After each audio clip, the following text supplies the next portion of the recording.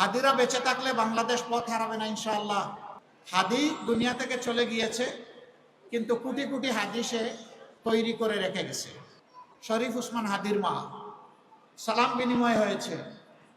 তিনি যখন অসুস্থ ছিলেন হসপিটালে, তখন অত্যন্ত পর্দানুশীল মহিলা, দিনদার মহিলা, আলহামদুলিল্লাহ তার সন্তানকে তিনি জাতির জন্য উপহার দিয়েছেন। হাদি দুনিয়া থেকে চলে গিয়েছে, কিন্তু কোটি কোটি হাদি সে তৈরি করে রেখে গেছে। হাদিরা বেঁচে থাকলে বাংলাদেশ পথ হারাবে না ইনশাআল্লাহ। ইনসাফের বাংলাদেশ কায়েম হবে। পুরুষদের মতো নারীরাও কর্মক্ষেত্রে সমান অবদান রাখবেন, সম্মান এবং নিরাপত্তার সাথে। আমরা তার যে কোনো মূল্যে নিশ্চিত করবো ইনশাআল্লাহ। চলাচলের জন্য বড় শহরগুলোতে আলাদা বাস সার্ভিস থাকবে, পিক আওয়ারে তাদের জন্য আলাদা গাড়ি থাকবে।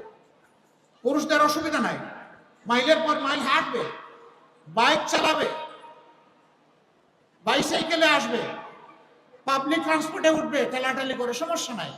কিন্তু আমার মায়ের সমস্যা আছে, সেই সম্মানটা আমরা নিশ্চিত করবো ইনশাআল্লাহ। কর্মক্ষেত্রে মায়েদের জন্য সেখানে বেবি কর্নার থাকবে, ব্রেস্ট ফিডিং কর্নার থাকবে, ডে কেয়ার থাকবে। এই সব ব্যবস্থাও নিশ্চিত করা হবে। পর্যাপ্ত পরিমাণে একটা সংখ্যা যদি সেখানে মায়েদের অবস্থান থাকে, একেবারে কম হলে করাটা কঠিন হবে। পর্যায়ক্রমে সব ইনশাআল্লাহ আমরা করব।